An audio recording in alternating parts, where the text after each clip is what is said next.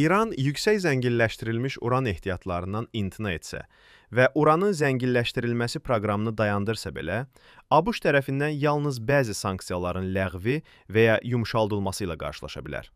Bu barədə ABŞ dövlət katibi Marco Rubio Senatın büdcə komitəsində keçirilən dinləmələrdə bildirib.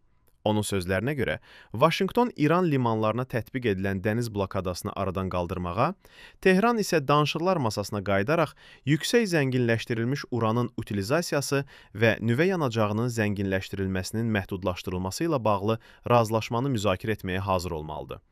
Rubio vurğulayıb ki, bunun müqabilində İran bəzi sanksiyaların ləğvinə və ya yumşaldılmasına nail ola bilər, lakin bütün sanksiyalar aradan qaldırılmayacaq.